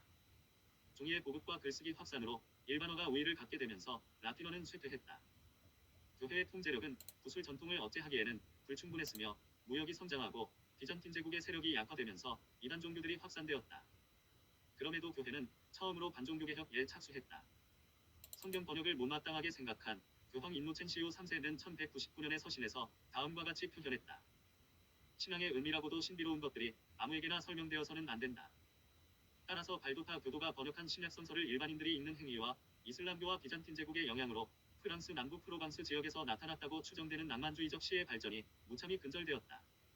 도미니크회와 프란체스코회 같은 새로운 질서를 구축하거나 종교재판을 도입한 것은 성서가 일반어로 번역되거나 대학에서 구술 토론이 벌어짐에 따라 이단 종교가 확산되는 것을 제재하기 위함이었다. 그러나 유럽의 새로운 법정은 일반어를 사용하는 법조인과 법원 서기에 의해 위력을 발휘했다. 단테는 다음과 같이 서술했다. 사람에게 가장 적절한 일반어는 사람과 친밀하게 연결되어 있는 만큼 가장 가까이에 있다. 왜냐하면 언어는 다른 어떤 것보다도 그들의 마음에 유일하게 홀로 있기 때문이다. 우리는 우리만큼 일반어를 과학으로 연구하는 사람을 목격하지 못했다. 그럼에도 자연이 허용하는 한 남자들 심지어 여자들 그리고 어린이들이 일반어를 배우고자 노력하는 만큼 실제로 이러한 일반어가 모든 사람에게 필요하다는 것을 우리는 알고 있다. 우리는 하나님의 숨을 통해 나온 지혜의 도움으로 평범한 사람들이 말을 하는데 도움이 될 수 있도록 노력할 것이다. 일반어의 영향력은 민족주의의 성장과 특히 독일에서 대학의 부흥 과정에서 명백하게 나타났다. 위클리프 가 롤라드 성경을 번역하고 보헤미아 종교개혁자 후스에 영향을 끼쳤다는 사실을 고려하면 유럽 주변부에 있는 교회 권력이 쇠퇴했음을 짐작할 수 있다. 따라서 파리대학의 영향력과 파리대학의 교회 평의회에 대한 관심을 반격하기 위하여 교황은 독일과 스페인의 대학을 설립하는 것에 우호적이었다. 이탈리아의 베네치아와 피렌체 같은 공화정 도시들은 비잔틴 상업과 호헨슈타우펜 왕가가 쇠퇴하면서 번성했다. 동방 세계에서 이주한 그리스 학자들은 고전주의 문명에 대한 관심이 고조되는데 커다란 기여를 했다. 피렌체는 문학과 예술 분야에서 제2의 아테네가 되었다. 비잔틴 제국에서 고전에 대한 배움이 쇠퇴했는데 이탈리아 르네상스기의 새로운 형식으로 부활했다. 구술 전통을 바탕으로 한 문명의 영향력을 반영한 그리스 고전 문학의 역동성은 교회가 향유한 지식의 독점을 약화시켰다. 레이는 현대사회에서 움직이는 것들 중 그리스에 기원을 두지 않은 것은 하나도 없다고 말했다. 종이가 유대인과 아랍인들이 만든 것이라는 편견은 상업이 확산되면서 없어졌고 성경과 고전을 위한 매체로서 양피지의 위상이 높아졌다. 필사가와 세밀화가의 작품은 그 가치가 올라갔다. 필사본이 소수에 독점되어 가격이 높아지면서 필사가들이 제한된 통제 권한을 갖고 있는 여러 지역들에서 특히 독일에서도 복제 기술을 발달시키려는 강렬한 관심이 나타났다. 그림을 그릴 때 기름과 잉크를 사용하게 된 것, 낮은 온도에서 녹일 수 있으며 온도 변화에도 크기의 변화가 거의 없는 합금의 발달, 연마 기술의 발달, 변형 가능한 거푸집 발명 등에 따라 이러한 것들이 인쇄 기술에 적용되면서 인쇄를 위한 기반으로 통합된 체계가 조성되었다. 성경과 같은 대형 책을 만들기 위해서는 상당한 규모의 자본 집중이 요구되었고 지속적인 체계 생산이 필요했다. 부족한 설비와 제한된 서적 시장으로 특히 인쇄업자들은 종이 공급이 풍부하고 출판 산업의 상업화가 나타난 이탈리아로 서둘러 이주했다. 새로운 시장으로 이주해 새로운 종류의 글자체를 채택해야만 했는데 독일에서 두각을 나타낸 고딕 흑체는 이탈리아 로마체로 대체되었다. 반면 프랑스에서는 필사가들의 저항으로 인쇄 기술의 전파가 지체되었다. 아마도 이로 인해 프랑스 고유의 예술 활자체 발달이 용이하게 진행될 수 있었을 것이다. 필사본에 대한 인쇄 수요와 새로운 시장 개척의 필연성으로 그리스 고전이 출판되었고 더욱 휴대하기 편하게끔 이탈리체로 조밀한 글자체를 사용해 일반어로 출판되었다. 또한 인쇄 기술은 영국 해협을 가로질러 전파되었다. 시장에 깊은 흥미를 가졌던 영국 최초의 인쇄업자이자 번역가인 텍스터는 영어에 주력하며 침체된 고전 언어 출판 시장은 회피했다. 생산량이 엄청나게 증가하고 다양한 종류의 책이 나타나면서 새로운 시장을 지속적으로 추구하게 됨에 따라 인쇄업자들이 빠르게 등장하고 상업화가 가속화되었으며 수공업 기술은 급격히 침체되었다. 수세기 동안 제작 공급되던 양키제 필사본들이 인쇄 기술로 대체되면서 일반어를 사용하는 작가들이 자료를 생산할 수 있도록 점차 훈련받았다. 하지만 그들은 대형 책들을 만드는데 경쟁력이 거의 없어 빠른 시일 내 넓은 지역으로 퍼뜨릴 수 있고 회전율이 높은 팸플릿에 논란거리를 쓸 수밖에 없었다. 출판업자는 수익에 관심이 있었다. 비록 글자의 숫자는 제한되어 있지만 유럽 알파벳의 유연성으로 다양하게 무한정으로 글자를 조합할 수 있어서 수많은 인쇄 시설의 발달이 촉진되었으며 다양한 소비자들의 욕구를 충족시킬 수 있는 시장이 조성될 수 있었다. 이로 인해 다양한 형태의 지식이 출현했다. 이는 자신들의 시장을 넓히려는 출판업자들에 의해 가능해졌으며 특히 광고 이용에서 더욱 그러하였다. 교회가 노렸던 성경과 라틴어에 대한 독점적 입지가 출판으로 무력화되면서 대체제로 일반어로 된 성경을 위한 큰 시장과 성경을 글자 그대로 해석하는 자구적 해석에 대한 관심이 나타났다. 제퍼슨에 따르면 인쇄업자들은 결코 우리를 편히 쉬도록 내버려두지 않으며 의견 통일도 허락하지 않는다. 빅토르 위고는 최근 프랑스의 인쇄 지역인 마인츠의 거대한 인쇄기 뒤로 지는 태양, 즉 고대 고딕 양식의 천재성을 무너뜨렸다고 말했다. 6,000년 동안 인류가 남긴 위대한 필적이었던 건축 역시 이제는 더 이상 최고가 아니다. 대성당이 지배력을 상실한 이탈리아와 독일과 같이 정치적 분리가 가장 극명한 유럽의 여러 지역에서 인쇄가 빠르게 널리 확산된 점이 이를 시사한다. 이탈리아에서는 콘스탄티노플에 쉽게 접근할 수 있었기 때문에 고전 작품에 많은 관심을 가졌고 독일에서는 처음에는 부피가 큰 신학 서적에 관심을 두었으나 이후 인쇄 산업이 라이프치히로 이동하면서 루터의 글들과 이후의 종교개혁자들을 특징짓는 논쟁적인 출판물들 그리고 현재 독일의 표준어인 고지 독일어로 출판된 성서에 역점이 두어졌다. 흉은 용감한 루터교 종파들의 성장과 놀라운 진보는 아마도 부분적으로는 최근의 인쇄 기술의 발명과 학문의 부활에 의해 이루어졌을 것이다라며 루터의 책과 그리고 열정, 열변과 거친 감정에 호소하는 루터의 연설들이 더욱 빠르게 더욱 많은 교도들에게 전파되었다고 했다. 사우디는 인쇄술로 인해 나타난 첫 번째 결과는 보통 사람들도 배울 수 있게 되면서 자부심 강한 사람들이 보통 사람들도 학문을 배울 수 있게 된 것을 학문의 먹칠을 하는 것이라고 여기게 되었다라고 말했다. 종이혁명 시대에 접어들어감에 따라 교회는 자신의 가능한 모든 자원을 동원하여 특히 대표적으로 트리엔트 종교회의와 예수회 교단의 설립을 통해 진행 중인 종교개혁에 역공을 했다. 이탈리아 공화국에서는 법과 교회의 권력 그리고 공화국 내의 분열로 종교개혁의 확장이 견제되었으며 마침내 마키아벨리가 나타났다. 마키아벨리는 다음과 같이 기록했다. 우리 이탈리아인들이 반종교적이고 사악하게 된 것은 바로 로마 교회와 로마 성직자들 탓이다. 즉, 우리는 여전히 그들에게 커다란 빚을 지고 있는데 그러한 빚들이 우리의 파멸 원인이 될 것이며 교회가 과거에도 그랬듯이 여전히 우리의 조국을 분리된 상태로 만들 것이다. 프랑스에서는 그리스어의 제한된 영향과 라틴어의 우월성에 힘입어 몽테뉴와 라블레를 통해서 일반어를 사용하는 문학 활동이 분출되었다.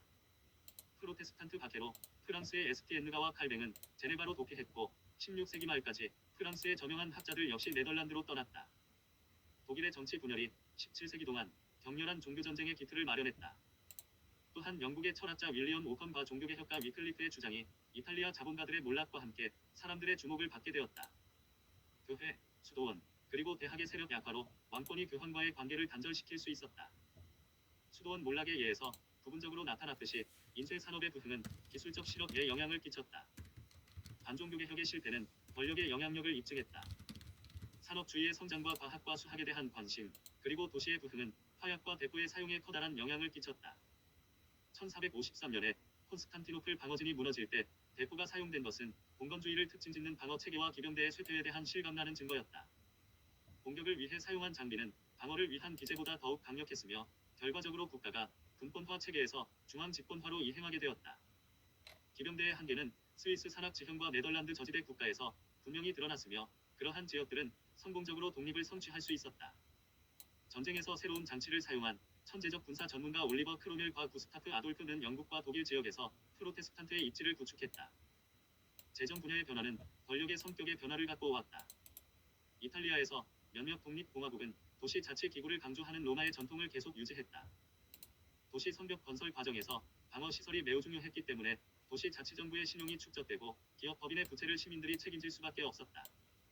스페인에 대항하는 네덜란드에서는 이러한 신용 원칙이 더욱 확장되었으며 공화국이 신용을 위한 장치가 되었다.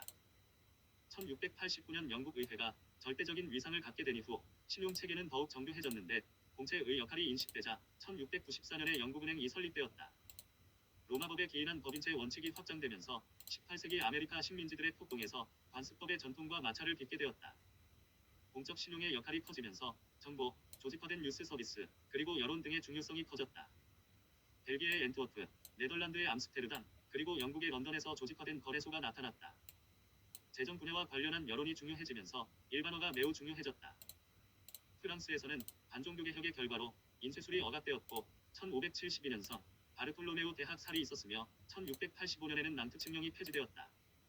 기독교의 요구에 부응하여 인쇄가 억압돼 국가 주도의 종이 수출과 종이 생산의 증대에 대한 관심이 고조되었다.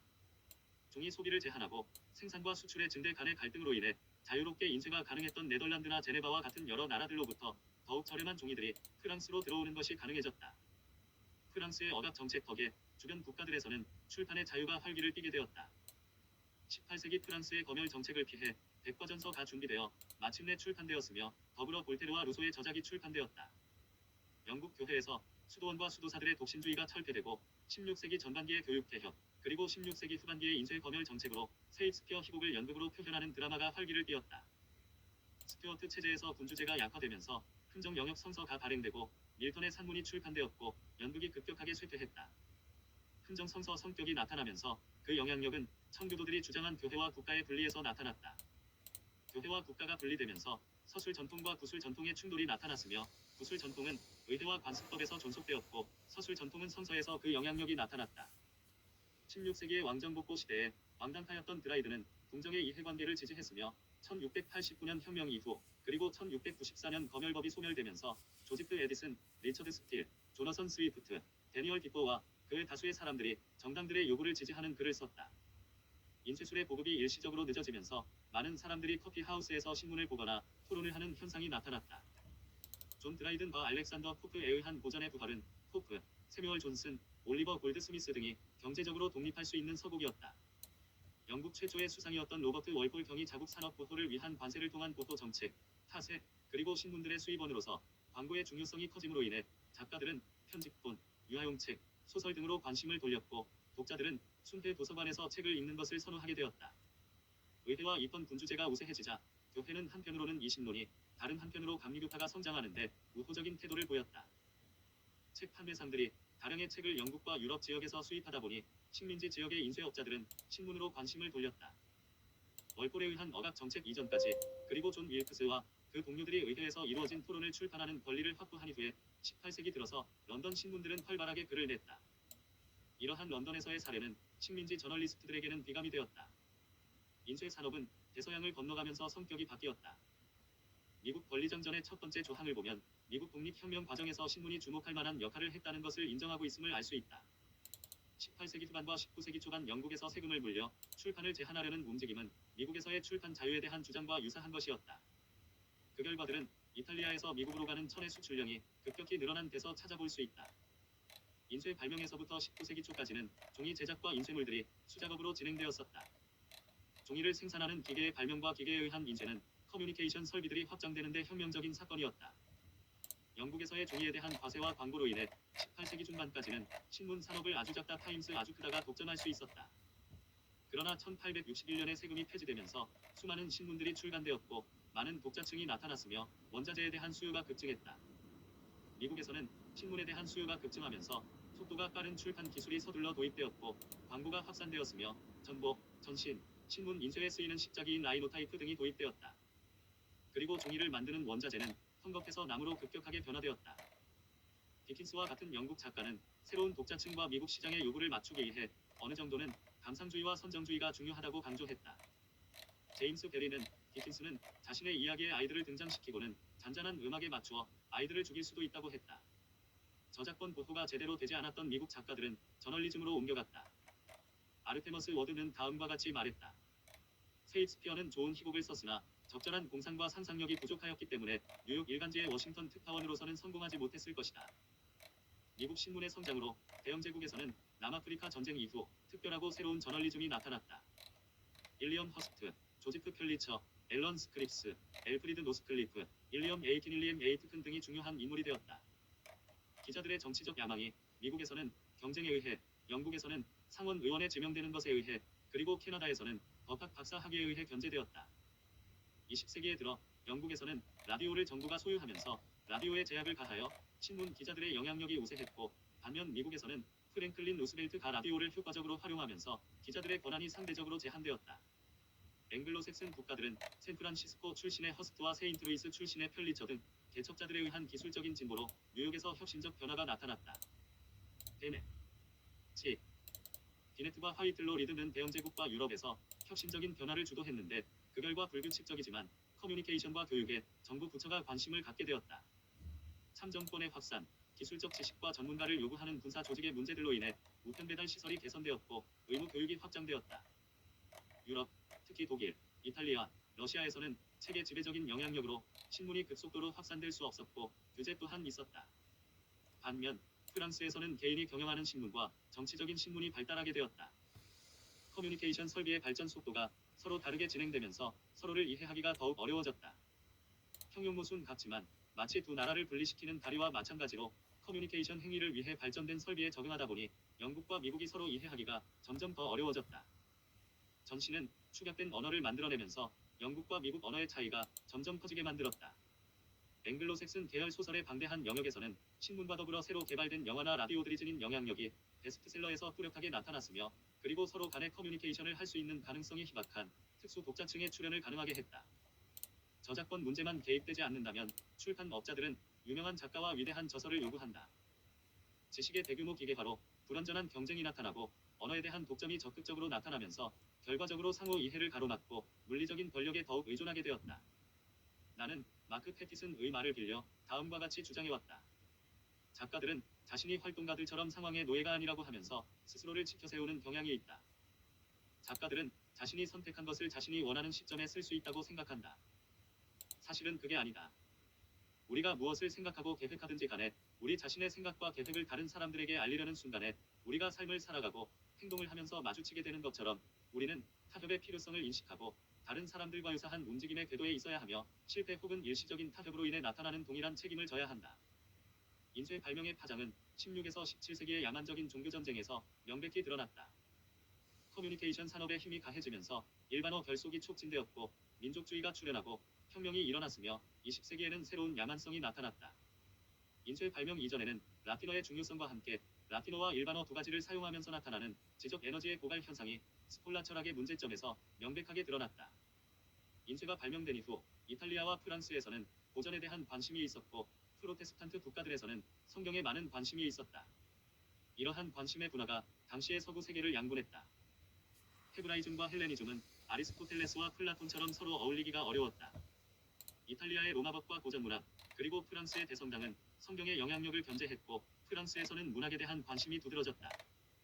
독일에서는 성경의 영향력이 국가 권력을 강화했으며 정치와는 무관하게 음악의 성장과 문학이 발전하는데 긍정적인 역할을 했다. 영국에서는 국원, 의회, 법, 대학, 그리고 무역 간의 분할은 어느 특정 분야의 이익이 지배적이 되는 것을 견제하였고 경제와 무역 분야 외에는 권력의 분할로 인해 평민들에게 유리하게 작용하였다. 영국에서의 수도원 제도가 일반어의 입지를 강화시킬 수 있는 교육과 인쇄술 확산을 저지하였고 결과적으로 16세기 수도원의 몰락, 17세기의 시민전쟁, 그리고 18세기의 미국 독립혁명이 나타나게 되었다. 유럽의 자유국가들에서 고전이 부활하고 논리학에 관한 인쇄물 수요가 증가하면서 데카르트 철학과 홉스의 정치 과학에 수학이 강력한 영향을 끼치는 효과가 생겼다. 1800년대 이후 커뮤니케이션 산업이 힘을 갖게 되면서 의무교육이 확산되고 신문이 출현했으며 일반어, 민족주의, 낭만주의 등에 대한 관심이 촉진되었다. 커뮤니케이션의 기계화로 이성과 감정이 양분되면서 감정을 강조하게 되었다. 인쇄는 산업혁명 확산의 첫 번째 단계로 자리매김했다. 스칼렛은 사람들의 모임에서는 이성보다는 열정이 그들의 모이는 숫자에 비례하여 영향을 준다라고 했다. 세상은 점점 더 재화의 분배 문제와 광고에 관심을 보이게 되었다. 책이 광고주들의 명성을 높이려는 위신 광고 수준으로 몰락하고 상업적인 대성당과 같은 마찰루로 건축이 대체되고 철자와 의미가 단순화되는 등 인쇄의 한계점들이 분명해졌다. 망명한 독일 학자 에른스트 카시러는 새로운 단어를 만드는 사람들을 정치 선전 예술의 거장이라 묘사했다. 현대 독일어 어법 용어 사전인 나치도이치가 매우 긴 단어 목록 포함하고 있는데 카시러는 그 긴 목록을 적절한 영어 단어로 번역할 수 없다고 생각했다. 결과적으로 히틀러와 파시즘의 신화를 지지하기 위해 만들어진 새로운 단어로 인해 카시러 역시 더 이상 독일어를 이해하지 못하였다. 콘스탄티노플에서 날아오른 미네르바의 올빼미는 서구에서 잠시나마 쉴 수 있는 보금자리를 찾게 되었다. 미네르바의 올빼미는 이탈리아에서 출발해 프랑스, 네덜란드, 독일로 날아갔으며 프랑스 혁명 이후 프랑스와 영국으로 돌아갔다가 결국 미국에 이르게 되었다. 이처럼 빠르고 불확실한 비행으로 올빼미는 힘을 대부분 소진했으며 수많은 적들의 공격에 매우 취약해졌다. 파르나소스의 연극 대사에 의하면 다음과 같다. 학자들이 그들이 원하는 대로 금욕할 수 있었다면 그들은 죽을 때까지 가난하게 지낼 것이다. 배움과 가난은 항상 입을 맞출 것이다. 또는 세뮤얼 존스는 이렇게 남겼다. 저기 학자들의 삶이 어떠한 역경에 맞서는지를 보여주고 있다. 고생, 질투, 결핍, 후원, 그리고 감옥. 산업혁명과 기계화된 지식은 학자들의 영향력을 대부분 파괴했다. 권력은 더 이상 학자들을 보호하는 데 관심이 없고 단지 학자들을 파괴하는 계략에 활발히 관여하고 있다. 커뮤니케이션의 지대한 발전으로 상호 간의 이해는 더욱 어려워졌다. 심지어 서구적 사고의 마지막 도피처인 화학, 수학, 음악도 기계화된 일반어의 주술에 영향을 받게 되었다. 상업주의로 언어의 새로운 독점이 나타났으며 서로를 이해하기 어렵게 만드는 새로운 문제점들이 생겼다. 심지어 동일한 언어를 사용하는 집단 간의 갈등인 계급투쟁으로 언어의 독점이 나타났다. 공산당 선언에 전 세계의 노동자들이여 단결하라. 당신들을 옥죄이는 사슬 이외에 당신들은 잃을 것이 전혀 없다라는 선언은 거기에 나오는 말 그대로 새로운 사슬을 구축했다. 나는 커뮤니케이션의 갑작스러운 확장과 문화 혼돈의 상호 관계를 밝히기 위해 노력했다. 커뮤니케이션 매체로서 진흙의 사용은 제사장과 종교를 강조하는 신전의 영향력이 강화되는데 도움이 되었다. 바빌론과 고대 아시리아의 수도 니네베에 설립된 도서관들은 군주제의 권력을 강화했다. 파피루스는 이집트에서 정치적인 조직의 발달에 기여했다. 또한 파피루스와 알파벳의 간단한 형태의 글쓰기는 민주적인 조직의 발달을 뒷받침했으며 문학과 그리스의 철학에 기여했다. 알렉산더 왕조 이후에는 알렉산드리아와 그의 지역이 다시 중심지가 되었으며 도서관들은 군주제를 강화하기 위한 수단으로 작용했다. 로마는 법을 강조하면서 그리스의 정치 조직을 확장했고 궁극적으로 제국을 강조했다. 콘스탄티노플이 새로운 수도가 되면서 특히 공식적으로 기독교를 인정한 후에 동방을 모델로 한 제국의 조직이 나타났다. 글자의 발달과 지식의 확산으로 유대인들이 성서와 책의 중요성을 강조하며 생존할 수 있었다. 결과적으로 기독교는 성서를 통해 양피지와 코덱스의 장점을 십분 활용했다. 바그다드의 이슬람 교도들이 이후에는 스페인과 시칠리아인들이 종이를 사용하면서 서구 세계에 그리스 과학을 전달했다. 그리스 과학과 일반어 사용을 부추기는 종이로 인해 세속적인 권력과 정신적인 권력 사이의 간극이 나타나면서 결국에는 신성로마 제국이 멸망했다. 마치 이슬람의 몰락이 과학 분야를 자극한 것과 같이 콘스탄티노플의 몰락은 그리스 문학과 철학을 활성화했다. 인쇄는 책의 가치를 다시 한번 강조했으며 종교개혁을 가능하게 했다. 이후 커뮤니케이션의 새로운 방법들은 책의 숭고함을 희석시켰으며 새로운 이데올로기를 위한 길을 열게 했다. 지식의 독점 또는 과점은 방어수단으로서 주로 무력의 욕구와 관련하여 나타났다.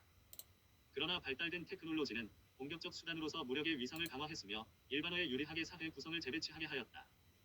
문화적 혼란이 생기면 무력이 중요한 위치를 차지하며 그 혼란을 정리하고 뒤이어 법이 질서를 조성하면서 평온한 시대가 된다. 마케도니아와 로마의 전쟁으로 인한 혼란 이후에 로마법이 성장했고 야만인들의 침략이 종결되면서 로마법이 부활했으며 종교전쟁이 종결되고 휴고 그로티우스 영향 아래 국제법이 발달했다. 현대사회의 이념 전쟁들이 종결되면서 국제법의 새로운 토대를 탐색하기 시작했다. 효율적이고 생생한 토론의 부활을 위한 기초로서 우리가 구술 전통의 역할을 고려했으면 하는 바람과 그러한 논의에서 교사와 학생들이 여전히 살아있는 인간이라는 사실을 대학 측이 소중히 생각해주기를 바라면서 이 글을 마칠 수 있을 것 같다. 올리버 웬들 홈스 판사는 이렇게 말했다. 자신이 믿고 있는 첫 번째 원칙을 의심하는 자가 무명화된 사람들의 특징이다. 그러나 그는 다른 시장과 마찬가지로 사상의 시장에도 독점과 과점이 나타날 수 있다는 것을 생각하지도 않고 에이브럼스 대미합 중국 사건에서 다음과 같이 말했다. 진실의 힘을 확인하는 최선의 시험은 그것이 시장 경쟁에서 살아남는지를 보는 것이다. 02 커뮤니케이션 편향. 엘프리드 크로버는 문화 성장의 형태에서 서구 문명사에서 각기 다른 기간에 일어난 광범한 문화 현상을 설명했다. 크로버는 문화적 요소의 상대적 장단점을 설명하기 위해 다양한 분석을 제시했으나 그 이상으로 논의를 확장하지는 않았다. 나는 크로버가 제시하는 제안들의 주석을 첨부하는 것에 그칠 것이며 단지 문화적 속성의 부흥과 쇠퇴의 관점에서 커뮤니케이션이 어떤 의미를 가질 수 있는지를 다루려 한다. 커뮤니케이션 매체는 공간과 시간을 가로질러 지식을 전달하는 데 중요한 영향을 미친다. 따라서 해당 문화에서 커뮤니케이션 매체의 영향력을 평가하기 위해서는 매체의 특징을 연구할 필요가 있다. 매체의 특징에 따라 공간보다는 시간을 가로질러 지식을 전달하는 것이 적합할 수 있다. 특히 커뮤니케이션 매체가 무겁고 내구성이 있으며 멀리 운송하는 것에 적합하지 않다면 공간보다는 시간을 가로질러 지식이 확산되는 데 적합할지도 모른다. 반대로 매체가 가볍거나 쉽게 운송된다면 시간보다는 공간을 가로지른 지식의 확산이 용이할 수 있다. 이처럼 시간 혹은 공간을 각각 강조하는 것은 매체가 속해 있는 각 문화의 공간 혹은 시간 편향이 중요하기 때문이다. 우리는 바로 이러한 의문점을 탐구하고 우리가 연구하는 시대의 편향을 인식할 필요가 있다. 다른 문명이 어떠한 편향을 내포하고 있는지에 대한 관심 자체가 우리 문화의 편향을 파악하는 데 도움이 될 수 있다. 고고학적 발굴의 결과와 같이 해당 미디어가 발견되고 접근이 가능해지거나 보존될 수 있는 한 각각의 문명에서 어떤 미디어를 사용했고 그 미디어의 특징이 무엇인지를 아는 것이 해당 문명의 특성을 이해하는 데 도움이 된다. 진흙과 돌에 새겨 넣은 글은 파피루스에 써놓은 글보다 효과적으로 보존되어 왔다. 내구성이 있는 물품은 시간과 지속성을 강조하기 때문에 토인비의 저작과 같은 문명에 대한 연구들은 종교적 편향을 갖는 경향이 있다. 그 결과 행정부와 법과 같은 공간 관련 문제를 간과하는 경향이 있다. 한편 신문이나 라디오와 연관된 현대 문명의 편향은 다른 미디어가 지배하고 있는 문명을 고려하는데 하나의 관점을 제시할 것이다. 나는 이러한 편향성의 영향력에 지속적으로 주의를 기울여야 한다고 강조하는 것 이외에는 할 수 있는 것이 없다. 다양한 문명들에서 사용한 매체들의 의미를 고려함으로써 우리 문명의 편향을 명료하게 바라볼 수 있기를 바랄 뿐이다. 어떠한 상황에서도 우리는 우리의 문명 특성에 대해 좀 더 겸손할 수 있다. 특정 커뮤니케이션 매체가 오랫동안 사용되면 커뮤니케이션되는 지식의 특징이 그 지배적인 커뮤니케이션 매체에 의해 어느 정도 결정된다고 우리는 추측할 수 있다. 지배적인 커뮤니케이션 매체가 우리에게 지속적으로 영향을 행사하면 결국 우리의 삶과 융통성을 지속적으로 유지하기가 어려운 문명을 만들 것이다. 따라서 새롭게 나타나는 매체의 장점이 새로운 문명의 출현을 가능하게 할 것이다. 이집트 문명은 나일강의 특수한 환경에 커다란 영향을 받아왔다. 정기적으로 범람하는 나일강을 효율적으로 활용하기 위해 절대적 권력에 의한 통합 관리가 필요했다. 기원전 4241년 별자리를 기준으로 하는 한성년을 발견함으로써 그동안 달을 기준으로 1시간 체계에서 발생하던 어려움들을 해결할 수 있는 달력을 만들 수 있었다. 종교 행사 날짜를 명확하게 할 수 있는 달력의 발명과 활용은 절대적인 군주제 설립을 촉진했으며 이를 바탕으로 상이집트는 나일강과 태양신인 오시리스와 라를 숭배했다. 공간의 관점에서 이집트 전역에 걸쳐 통제력을 갖게 된 군주제가 성공적으로 수립되자 이집트 왕국은 지속성, 즉 시간에 대한 관심을 필요로 했다. 영원불멸성에 대한 생각은 군주제의 지위를 강화시켰는데 오랜 시간 영향력을 행사하는 것을 강조하기 위한 장치로 미라가 제작되고 피라미드가 건설됐다. 더불어 장례 의식의 일부로 그림으로 표현하는 예술이 발전하고 글쓰기가 나타났다. 군주가 말로 명령을 했기 때문에 구어 자체가 창의성이 있는 효율성을 갖고 있었으며 무덤에서도 글귀로 오랫동안 지속되었다. 그림 장식들은 점차 상형 문자가 되었다. 글쓰기는 점차 표음식 철자법으로 발달되었고 기원전 3315년경 레네스왕 시기에는 많은 그림 기호들이 순수한 발음 가치를 갖게 되었으며 마침내 규칙적으로 발음되면서 글자가 제 모습을 갖추게 되었다. 신수설에 의해 발달된 전제 군주제는 기원전 2850년경 절정에 이르렀다. 개인 소유의 재산은 소멸되고 모든 경작지는 점진적으로 왕이 소유하게 되었다. 이후 돌과 상형 문자의 이용에 바탕을 둔 지식의 독점은 새롭고 더욱 효율적인 매체인 파피루스 종이와 경쟁 관계에 놓이게 된다. 기원전 2540년 이후 국왕의 권위는 점차 몰락하게 되는데 성직자 계급이 매년 하루가 늘어나는 한성년의 최약점을 극복할 수 있는 태양력을 발견한 시점과 일치한다. 왕의 지위는 태양신에서 라의 아들로 낮추어졌다. 반면 태양신의 최고 권위를 지닌 사제는 최고신으로까지 대우를 받게 되었으며 태양신앙의 중심지 헬리오폴리스는 점차 사제 권력의 중심지가 되었다. 절대적인 군주제에 이어 과두정치 제도가 나타났다. 기원전 2000년경 이후 일반인이 종교 의식에 참여하게 되었으며 일반인도 불멸성을 갖게 되었고 정치적 권리를 승인받았다. 천국의 문과 지옥의 입이 열렸으며 통제하기 힘든 인간의 의지를 지배하기 위한 가장 강력한 수단이 고안되었다. 파피루스 사용이 증가하고 붓이 사용되면서 고대 이집트의 신번 문체가 발달되었고 필경사 직업이 나타났다. 즉 글쓰기와 생각이 세속화되었다. 행정체계는 글쓰기와 읽기가 확산되면서 확장되었다. 돌의 사용에서 파피루스 활용으로 사회적 혁명이 일어났으며 특히 사제 계급 지위가 강화됐다. 그런데 이는 이집트 문명에 막대한 부담으로 작용했다. 강력한 무기로 장착한 침입자들의 공격에 노출될 수밖에 없었기 때문이다. 그 결과 기원전 1660년부터 1580년까지 이민족 왕조인 힙소스 왕조, 즉 목자의 왕들이 이집트를 지배했다. 이집트인들은 이집트 문화 요소의 강점들로 조직을 재정비하고 침입자들을 몰아내는 데 많은 자원을 동원했다. 이후말과 사르마차 도입으로 힙소스 왕조를 몰아낼 수 있었고 이와 더불어 새롭게 광대한 영토를 정복할 수 있었으며 결과적으로 제국을 건설할 수 있었다. 다양한 인종과 종교를 포함하기 위한 정치 조직의 확장은 이집트 제국이 잠정적으로 공간 문제를 해결할 수밖에 없었던 정부 차원의 노력을 반영한 것이었다. 따라서 왕은 지속성 문제의 해결책을 찾을 수밖에 없었다. 그 결과 태양 원반을 두른 신을 숭배함으로써 이집트인과 외국인들 간의 차이점들을 없앨 수 있는 제국적 종교가 나타났다. 그러나 이집트에 깊이 뿌리박힌 사제 계급의 적대감을 극복하는 데 실패하면서 제국은 몰락하게 되고 결국 아시리아인과 페르시아인에게 굴복했다. 배우기 어려운 글자에 의해 가능했던 지식의 독점이 변화에 대한 요구를 거부하였고 결국 이집트 왕조가 몰락하게 되었다. 그러나 파피루스 종이가 풍부하게 보급되고 글쓰기에 대한 종교의 보수적 영향력이 작동되면서 그림 문자 글쓰기는 계속해서 유지되었다. 외국의 이름과 단어들이 도입되면서 자음 기호가 나타났다. 구어와 문어의 조화를 도모했던 이크나톤의 노력에도 불구하고 구어가 문어로부터 점점 더 멀어져가는 경향을 보였다. 나일강 문명과는 대조적으로 유프라테스와 피그리스 문명은 통합의 필요성이 부족했다. 따라서 초기에는 신이 직접적 대리인 역할을 한 신전의 최고 성직자들이 있는 다수의 작은 신정 정치제의 도시국가들이 각각 발달한 것이 특징이었다. 강들이 범람하는 시기는 불규칙적이고 예측하기 힘들었다. 도시국가들의 성장에서 시간의 지속성과 글쓰기와 읽기의 발달을 추정할 수 있다. 글쓰기와 읽기가 발전하면서 복잡한 회계 체계를 일반인들과 그들의 행동들이 이해할 수 있게 되었다. 수메르 문명에서 글쓰기를 위한 매체로 사용된 충전도 진흙은 문명의 이동을 어렵게 하였다. 이 때문에 분권화된 사회의 발달을 촉진하는 경향이 있었다. 습기가 있는 진흙에 글을 쓰기가 어려웠기 때문에 그림 문자는 사라지고 서령 문자의 공식적 패턴과 같은 정형화된 기호가 출현했고 붉은 갈대펜은 수메르에서 지배적으로 사용되었던 진흙이라는 매체의 특성 때문에 발달했다. 수메르 문명은 주로 다능절어로 구성된 언어를 갖고 있었으며 흩어진 도시들 간 커뮤니케이션의 통일을 확립할 필요성과 경제 요구에 부응하기 위해 기호를 도입했다. 신전이 소유하고 있는 자산을 관리하고 무역에 필요한 글쓰기가 발달하면서 초기에는 수학이, 이후에는 추상적인 개념이 강조됐다. 신전 조직이 부를 축적하면서 도시국가 간의 경쟁으로 전투가 발생했으며 자연스럽게 전쟁 지도자와 군대가 나타났다. 시간에 관련된 문제들이 종교 조직에 의해 성공적으로 해결될 수 있었던 반면 공간을 통제하는 문제들을 해결하기 위해서는 왕이 통치하는 중앙 집권화가 필요했다. 광대한 영토를 통치하기 위해 권력을 위임하였고 종교계의 경계심을 상쇄하기 위한 수단으로 법을 강조할 필요가 있었다.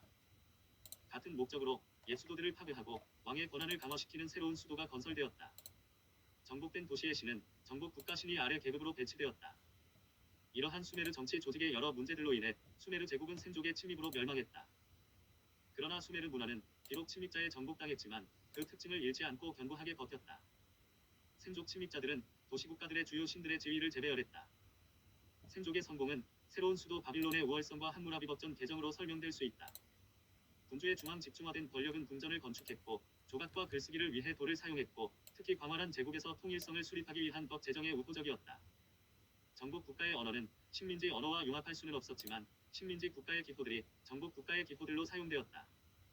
셈족의 언어가 함무라비 왕에 의해 공식 언어가 되었는데 이때 구어는 셈족의 언어였지만 문자 언어는 수메르의 비세머족 언어 형태였다. 이후 정복 국가에 의해 문어의 관습화가 급격히 진행되었다.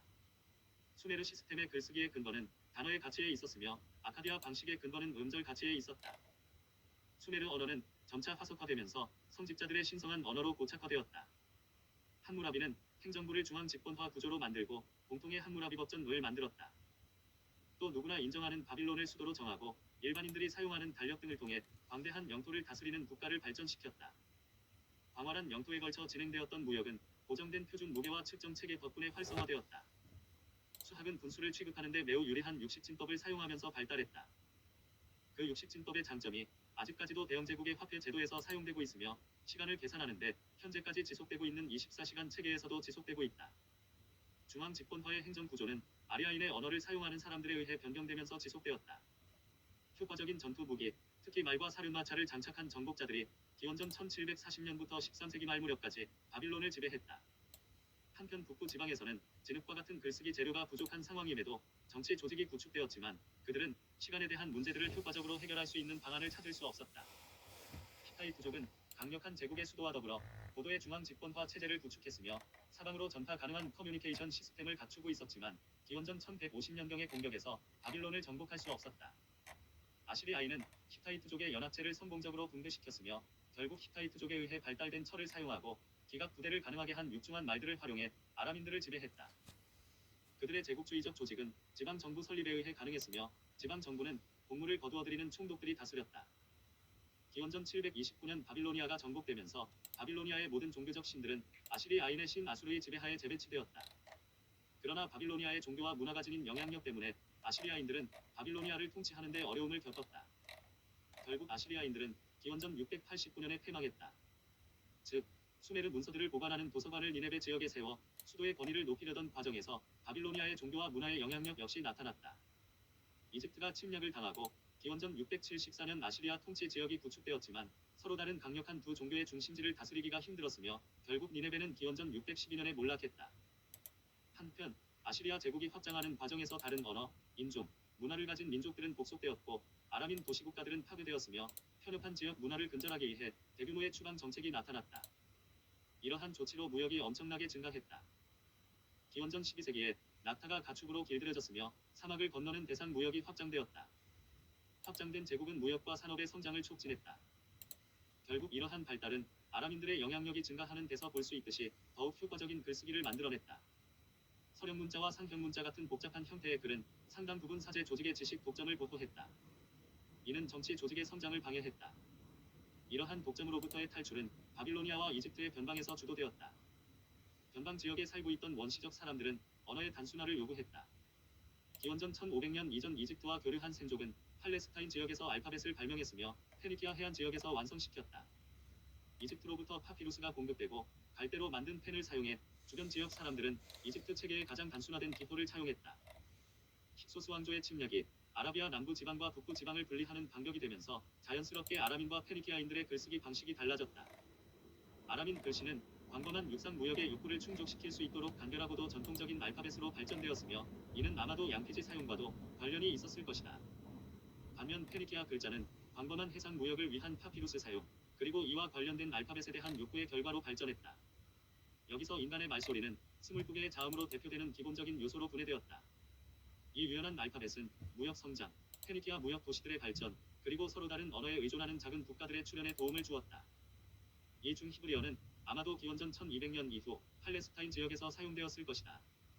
구술은 글로 쓰였으며 이집트인들에 의해 강조된 글쓰기의 신성함이 히브리어를 쓰는 데도 반영되었다. 대규모 정치 종교적 조직에서 조각품의 중요성이 부각되었는데 이는 히브리인들이 이미지를 금지했기 때문이다. 그리고 글로 쓰인 문서들이 조각된 이미지를 대체했다. 글쓰기에 의해 추상성이 강조되면서 혈연관계로부터 보편 윤리적 기준들로 절대적인 왕권에 반대하는 예언자들의 영향력이 증가하였고 유일신을 강조하는 길이 열렸다. 법이 수집되어 덧전의 형태로 성문화되었다. 구약성서 같은 곳에 근간을 두고 있는 문학이 뿌리를 내리고 번성했다. 세나크리브가 지방의 신성한 장소를 파괴한 이후 기원전 621년 후에 예루살렘이 유일하게 신성한 지역으로 강조되었다. 아시리아 제국이 몰락하면서 바빌로니아는 통치력을 확장했으며 기원전 586년에 예루살렘을 점령했다. 전쟁에서 유리한 큰 활과 긴 창과 같은 새로운 도구를 활용하고 형상된 새로운 글자를 사용한 페르시아는 아시리아 제국을 대체할 수 있는 제국을 건설했다. 키로스 사제가 다른 사제들의 지지를 받아 기원전 526년에 바빌론 제국의 왕으로 추대되었다. 캄비세스 왕은 기원전 525년 이집트 영토를 통합했다. 페르시아인들은 아시리아인들이 두 개로 분리된 종교 중심지를 지배할 때 발생하는 문제를 물려받았다. 그러나 피정복민들에게 그들의 신과 종교를 유지하는 것을 허용하는 관용 정책에 의해 그 문제들은 부분적으로 해결될 수 있었다.